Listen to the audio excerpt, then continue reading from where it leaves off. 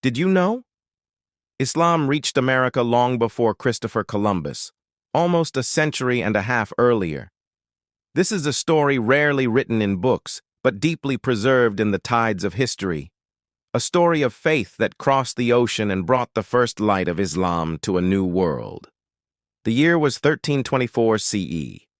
The Mali Empire of West Africa stood at its golden age, a land of wealth, knowledge, and strong faith. Its ruler, Mansa Abubakari II, was a just and visionary Muslim king. He would often tell his scholars, "The ocean does not end. Beyond it lies more of Allah's earth, and I wish to see it." He ordered the building of a grand fleet of 2,000 ships. On board were sailors, soldiers, and scholars, not only traders but seekers of knowledge and truth. These ships sailed west across the Atlantic Ocean, never to return. But according to various historical clues, some of them may have reached the coasts of South America.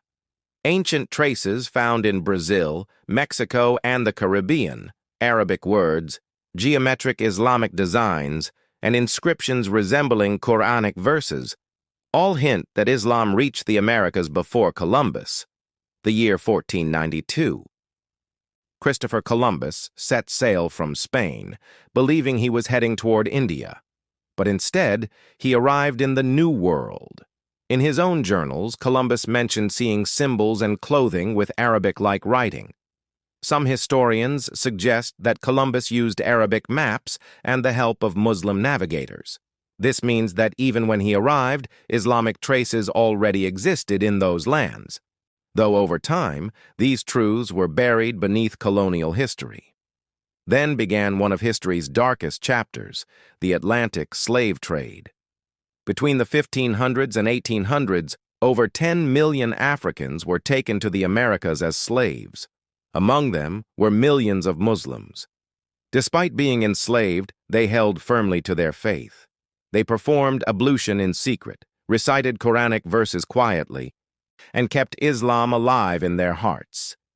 Historical records show African slaves with names like Abdul Rahman, Yusuf, Bilal, and Fatima.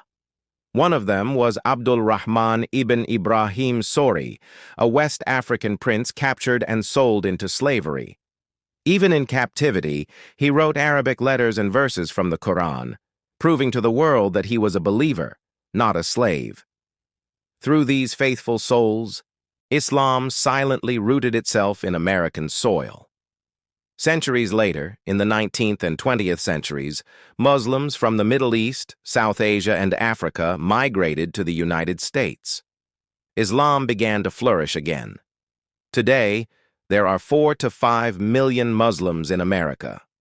Mosques stand in every major city, Islamic schools and Quran classes grow year after year, and the sound of the adhan echoes across the land. Islam is now one of the fastest-growing religions in America. Muslims contribute to science, medicine, education, and politics, continuing the same spirit of knowledge that once sailed across the Atlantic. Islam did not reach America through conquest or war, but through faith, patience, and courage.